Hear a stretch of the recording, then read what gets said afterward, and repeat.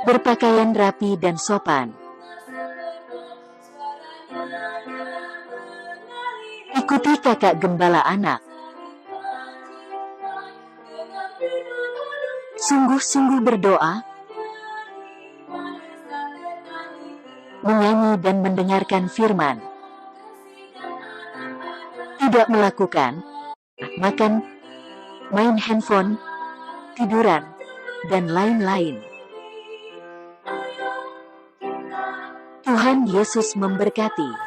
Halo adik-adik, apa kabar semuanya? Kakak berharap kalian yang di rumah aja tetap baik-baik saja dan sukacita ya. Nah, meskipun CGM kita di bulan-bulan ini kita lakukan di rumah saja, tapi kakak berharap kalian tetap bersukacita dalam memuji Tuhan. Nah, sebelum memulai CGM kita menyuruh nama Tuhan terlebih dahulu ya. Kita menyuruh nama Tuhan 3 kali. 1, 2, 3. Oh Tuhan Yesus, oh Tuhan Yesus, oh Tuhan Yesus. Sekarang Kak Vita mau ajak kita berdoa. Nah, ikutin Kak Vita berdoa ya.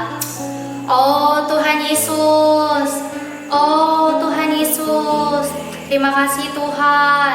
Hari ini Tuhan telah menyertai kami. Tuhan, sekarang kami mau memulai CGM kami. Berkatilah telinga kami, agar kami mendengar dengan baik. Juga berkati mulut kami, memuji nama-Mu. Tuhan, terima kasih. Amin. Sekarang mari kita berkidung.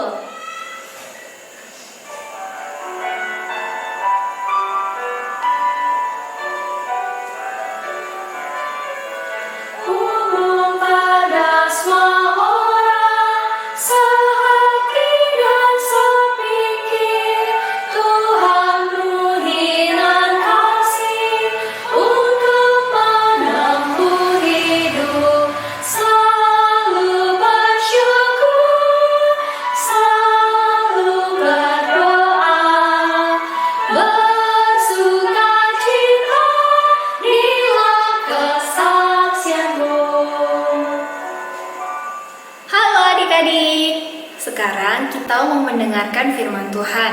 Sebelum kita mendengarkan firman Tuhan, Kak Hana mau ngajakin adik-adik untuk berdoa.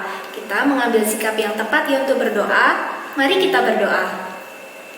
Oh Tuhan Yesus, oh Tuhan Yesus, Tuhan Yesus, Tuhan rahmati kami hari ini. Tuhan, sebentar kami mau mendengarkan firman-Mu. Tuhan, buka mata kami, buka telinga kami, buka hati dan juga roh kami, sehingga kami boleh memiliki sikap yang tepat terhadap firman Tuhan. Tuhan Yesus, kami cinta padamu. Amin. Puji Tuhan. Adik-adik, sekarang kita mau melanjutkan cerita minggu lalu. Kita melihat minggu lalu bahwa Ami adalah seorang yang sangat memperhatikan. Ketika ayahnya meninggal, Ami membantu ibunya untuk merawat adik-adiknya. Bahkan Ami sangat mempedulikan orang-orang di sekitarnya. Di akhir cerita, Tuhan ingin Ami pergi ke negara lain untuk memberitakan Injil. Awalnya, Ami ingin pergi ke negara Cina, tetapi karena kesehatannya yang tidak baik, akhirnya tidak jadi. Tetapi selang 1 tahun kemudian, Ami pergi ke Jepang. Di sana dia pernah memberitakan Injil kepada seorang nenek. Ami berkata kepada nenek itu, "Nenek, apakah engkau mau menerima Tuhan Yesus?" Lalu nenek itu menjawab, "Engkau berbeda dengan kami. Coba lihat, sarung tangan yang kau kenakan berbeda dengan kami." Nenek itu menolak Ami karena Ami tidak mengenakan pakaian yang sama seperti yang dikenakan oleh orang Jepang. Karena memang Ami bukan orang Jepang. Tetapi sejak saat itu, akhirnya Ami mengenakan pakaian Jepang untuk menginjil. Adik-adik, ternyata Tuhan mempersiapkan Ami untuk pergi ke India. Di sana pun Ami mengenakan pakaian India untuk memberitakan Injil. Puji Tuhan adik-adik, ketika Ami ada di India, Tuhan memberikan 2 penolong kepada Ami, yaitu 2 orang perempuan dan suami istri yang percaya Tuhan melalui penginjilan di India setahun sebelumnya. Ami menyebut menyebut sekelompok itu sebagai steri cluster. Artinya, sekelompok bintang yang memimpin orang kepada kebenaran. Adik-adik, di sana orang-orang memberitakan Injil berpergian menggunakan kendaraan yang disebut kereta sapi. Adik-adik, Kahana mau kasih tahu nih, perempuan-perempuan yang membantu Ami memberitakan Injil bersedia melepaskan semua perhiasan, baik anting-anting, gelang, kalung. Mereka bersedia melepaskan itu karena mereka berpergian di malam hari. Mereka melepaskan semua untuk menghindari peristiwa perampokan dan celaka. Adik-adik tahu nggak? Sebenarnya bagi perempuan India, perhiasan itu sangat penting supaya mereka nggak dipikir sebagai orang yang miskin. Mereka ingin terlihat seperti orang yang dalam kasta yang tinggi. Di sana itu orang-orang hidup dalam kasta yang terbagi-bagi, mulai yang kastanya tinggi, misalnya nih orang yang keturunan bangsawan atau keturunan raja, sampai yang kastanya rendah, misalnya petani atau orang biasa.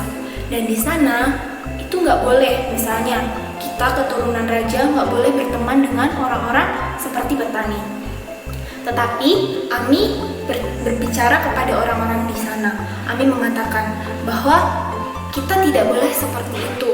Tuhan Allah kita adalah Tuhan yang tidak pernah membeda-bedakan. Nah, adik-adik perlu tahu juga, Tuhan Yesus adalah Tuhan yang adil. Dia tidak membeda-bedakan, juga tidak memilih-milih kita. Baik kita kulitnya hitam, kulitnya putih, tinggi, pendek, dari ras apa, dari golongan apa, Tuhan tidak membeda-bedakan. Dan adik-adik perlu tahu bahwa sikap Tuhan yang demikian menunjukkan bahwa Tuhan Yesus itu memiliki karakter umum. Saat itu, ketika banyak anak-anak mendengarkan penginjilan dari Ami, ada satu anak yang bernama Arulain yang bersedia untuk menerima Tuhan Yesus. Tapi keluarga mereka menolak dan menentang, bahkan menganiaya Arulain dan memindahkan dia ke kota lain agar tidak bertemu dengan Ami.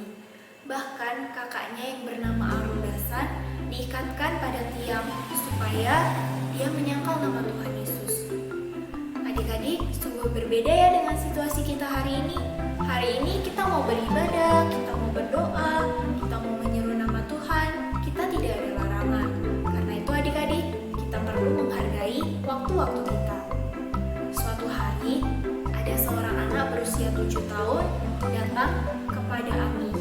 Dia bernama Rena. Rena ini datang kepada Ami untuk meminta tolong karena dia telah dipersembahkan kepada dewa-dewa. Dia diperlakukan seperti budak di kuil, bahkan dianiaya.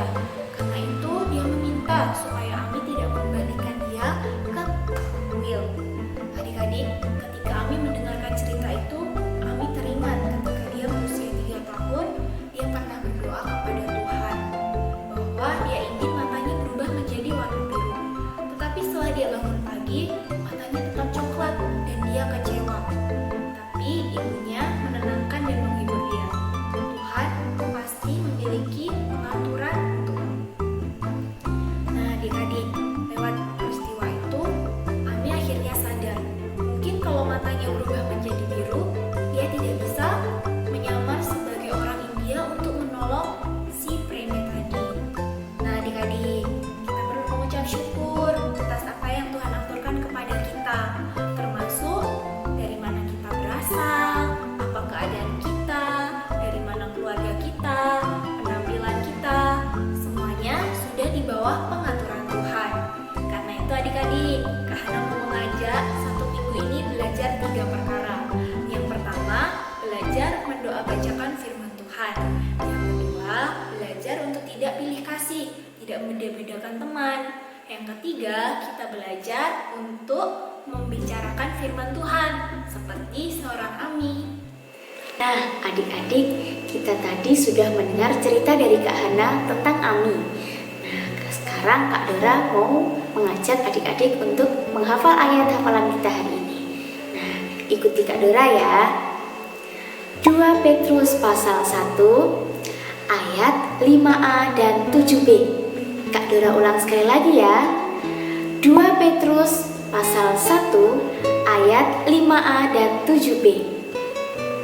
Justru karena itu, kamu harus dengan sungguh-sungguh berusaha menambahkan kepada kasih terhadap saudara-saudara seiman, kasih terhadap semua orang. Nah, itu tadi ayat hafalan kita. Sekarang Kak Dora mau memberikan pertanyaan. Kalau tadi adik-adik mendengarkan cerita dengan baik, pasti bisa menjawab pertanyaannya. Nah, sekarang pertanyaan, benar atau salah? Benar atau salah? Tuhan hanya sayang kepada anak-anak yang pandai dan cantik. Yang kedua, benar atau salah? Tiap pagi aku mendoa bacakan firman Tuhan. Pertanyaan yang ketiga, karakter umum apa yang kamu dapat dari kisah Ami hari ini? Nah, itu tadi pertanyaan tentang cerita hari ini. Nah, adik-adik, untuk menutup CGM kita pada hari ini, mari kita sama-sama berdoa. Kak Dora berdoa untuk kalian ya. Oh Tuhan Yesus, oh Tuhan Yesus, Tuhan terima kasih. Hari ini kami sudah belajar dari tokoh Ami. Kami belajar untuk menjadi orang yang bersyukur atas apa yang Tuhan berikan kepada kami. Kami juga belajar menjadi orang yang setia mendoa bacakan firman dan mau membicarakan firman Tuhan. Tuhan Yesus, bahwa kami sejak masa kecil belajar menjadi orang yang sedemikian. Terima kasih Tuhan. Amin. Adik-adik, sampai jumpa di CGM minggu depan.